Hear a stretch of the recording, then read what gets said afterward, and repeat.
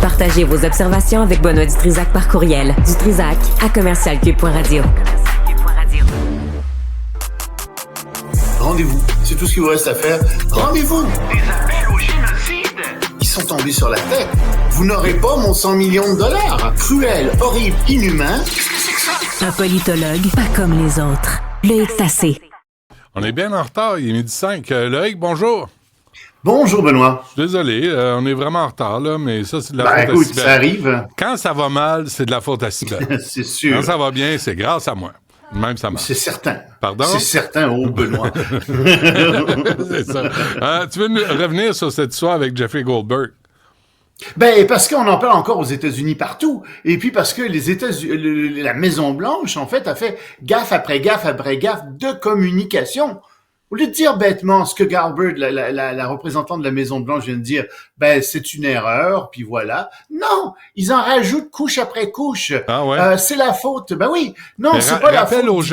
Rappelle aux gens là, la gaffe en question. Ben, la gaffe en question, c'est que il y avait un chat, donc une conversation sur Internet entre plusieurs très hauts dirigeants des États-Unis, dont le ministre de la Défense, dont le premier conseiller à la sécurité de Donald Trump, et sans faire exprès, Waltz, justement, a rajouté le nom d'Eddie Goldberg, qui est le rédacteur en chef du journal The Atlantic, et il l'a rajouté au chat. Et Goldberg a cru que c'était une blague, que c'était un canular, mais il s'est rendu compte qu'il était là sur ce chat. Et qu'est-ce qu'on disait dans ce chat? Ben, on parlait justement d'une attaque contre les Houthis le 15 mars.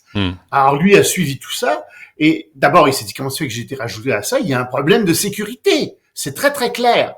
Plus que ça, il a publié toute une conversation et il a attendu que l'attaque soit réalisée pour publier tout ça parce qu'il s'est dit je vais quand même pas mettre en péril des soldats américains. Il a été très responsable à ce niveau-là. Alors il publie aussi quelques extraits de la conversation où on voit que les dirigeants américains méprisent profondément les Européens. D'accord. Alors, au lieu de dire, bon, c'est une erreur, il aurait pas dû être là, ça arrive. Non, ils en rajoutent et ils disent la plateforme était parfaitement sécurisée. Non, elle est sécurisée, oui, mais pas à la hauteur des attentes des militaires. Ça doit être beaucoup plus sécurisé que ça pour les militaires. Au lieu de dire, oui, c'est la faute, c'est notre faute, Waltz aurait jamais dû rajouter Goldberg à la liste. Non, c'est la faute du journaliste qui est un journaliste de bas étage et puis il se met littéralement à insulter Goldberg comme si c'était lui qui avait rajouté son nom. Là, je me suis dit, mais c'est complètement fou. Et, cerise sur le sundae, comme disent les Américains, ben, ils disent en plus, puis de toute façon, il n'y a eu aucune information qui était véritablement de niveau sécuritaire qui a été donnée là. Il n'y a eu aucune information protégée, vraiment. Là, Goldberg a dit, ben, vous voulez voir ça? OK. Ben, que les gens jugent par eux-mêmes. Je vais publier le plan. Et il a publié toute la conversation. Puis là, tu vois que c'est des incompétents. Tu vois que ce sont des gens, en plus très, très religieux. Très religieux. Ça donne froid dans le dos quand on voit ça. Et ce sont aussi des gens Qu'est-ce que tu veux dire, très religieux? Ah, ben, des prières, les prières. Excuse, là. T'es dans une guerre, t'es en train de parler de frappe. Dieu a rien à faire là-dedans, tu sais. Puis t'as constamment Dieu qui revient, Vance qui parle de ça. Puis d'autres conseillers, là. Oui, puis tu dis, tu vois des signes, il y en a qui envoient des émojis de prière, comme ça, je savais pas que ça existait, puis de force des États-Unis avec drapeau américain. Puis tu regardes ça, là, puis tu dis, oh là là, à qui a-t-on affaire exactement? À qui a-t-on affaire? Okay. Ça pose un problème. Alors, c'est ça, au lieu de s'excuser, de dire c'est une gaffe, on va y voir, etc., ils accusent, et ça c'est du Donald Trump tout craché, Trump aussi a fait ça, au lieu de dire je reconnais c'est une erreur. As-tu déjà entendu Trump dire je le reconnais, j'ai commis une erreur? Non. Jamais. C'est toujours la faute des autres, et en plus, comme il est narcissique, ben, c'est encore plus la faute des autres. Et c'est un trait de personnalité des gens qui sont narcissiques à ce point, qui sont malades comme ça. C'est toujours de la faute des autres. Ben non, c'est pas de la faute de ce pauvre... Il y a un peu de la tienne aussi, là, en passant. Je suis certain que c'est un peu de ta faute à toi. Ça doit être ça, Benoît. Ne le dis pas trop fort. J'ai l'impression que, oui, je vais avoir des agents américains à ma porte. Je pense que le mot va se répandre vite. Ça va se répandre. Grande manifestation à Gaza. À quel sujet, mon ami? anti-Hamas. Puis je me suis dit que ça ferait plaisir. Ah ouais, parce quand que même. les Gazaouis, ils sont sous la botte du Hamas. C'est dur de manifester contre le Hamas. C'est un État totalitaire que le Hamas a imposé, un État totalitaire religieux. Eh bien, il y a quelques centaines de personnes dans le nord de Gaza qui sont sorties dans la rue en disant « ça suffit le Hamas ». Des courageux. Le Hamas, avec des pancartes, là. Hamas dehors. Hamas terroriste. Des Gazaouis qui disent ça. Puis on veut la paix. Ben moi, je dis chapeau à ces gens. Ça prend du courage pour faire ça, parce que le Hamas est encore présent. Et en effet, il semble que la manifestation de quelques centaines de personnes a été dispersée par la suite par des agents du Hamas qui étaient en civil. Ouais. Mais quand même, ils ont réussi à faire ça. Ils sont sortis. Ça prend du courage. Ça montre que le Hamas est affaibli. Ça montre que le Hamas est affaibli, mais il n'est pas affaibli encore assez. Et malheureusement, les Israéliens continuent à bombarder Gaza. Penses-tu que ça va inspirer le courage de ces Palestiniens et Palestiniennes? Penses-tu que ça va faire réfléchir nos coins-coins qui manifestent à cœur de jour ici à Montréal?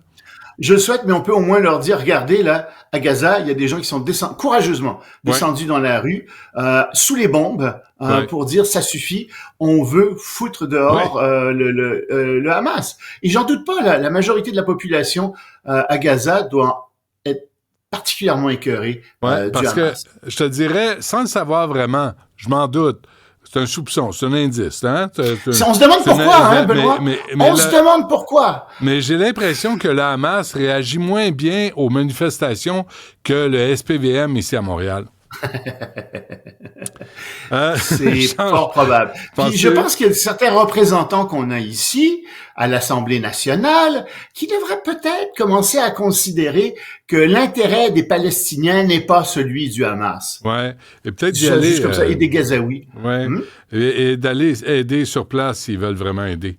Changement de programme de visite au Groenland. Ben oui, on en avait parlé, je t'avais dit. Il y a la femme, l'épouse de Monsieur Vance qui va aller là. Et puis, ça a empiré. Aller voir une course de chiens, etc. Puis là, son mari a dit, moi aussi, je vais y aller. Puis, il y avait toute une délégation qui était partie pour aller au Groenland. Puis, tant qu'à y être, ils se sont dit, on va faire la tournée du Groenland. On va aller partout au Groenland. Danemark a pas aimé ça. Le Groenland non plus, parce que il y a une forte majorité de la population qui est contre l'annexion du Groenland par les États-Unis, tellement qu'ils sont mis à mettre des pancartes sur le bord du chemin. Ils sont mis à mettre des pancartes MAGA, Make America Go Away. Faites en sorte que l'Amérique s'en aille. C'est visible le long des routes, puis c'est pas très bon pour la publicité de Trump. Alors, subitement, plus de visites officielles pour aller voir les courses de chiens, plus de tournées du Groenland. Vance va y aller quand même, mais avec beaucoup moins de délégués autour de lui, de responsables autour de lui. Ils vont se contenter d'aller visiter une base américaine au Groenland. Parfait. Avant qu'on se quitte, rapidement, un sondage qui est pas très bon pour notre ami Donald. Non, c'est pas un sondage qui est très bon parce que on apprend, c'est Ipsos Reuters qui a fait ça, que 82% des Américains estiment que Donald Trump doit obéir au jugement des tribunaux fédéraux, même si ces jugements ne lui plaisent pas. Et parmi eux, alors il y a 69% des républicains qui pensent comme ça et 97% des démocrates. Je pense qu'on est dans la marge d'erreur, là, quasiment 100% des démocrates. Alors, le problème, c'est qu'il y a un bémol. À la question sur les immigrants, de savoir si Trump devrait violer les jugements des tribunaux sur la déportation des immigrants illégaux, il y a 40% des gens qui disent oui, et parmi ces gens-là, tu trouves 76% de républicains et 8% de démocrates. Donc, il y a quand même des gens qui trouvent que, en effet, Donald Trump, dans certaines circonstances, devrait violer les décisions des tribunaux. On peut pas faire ça dans un état de droit. Hein. Tu acceptes en bloc toutes les décisions des tribunaux, tu les contestes à l'intérieur des tribunaux, puis si ça fait pas l'affaire, ton affaire, tu fais en sorte de changer les lois ou la Constitution s'il y a lieu. Mais très bien. Tu es obligé de faire ça. On se laisse là-dessus. Loïc Tassé, merci. À demain. À demain.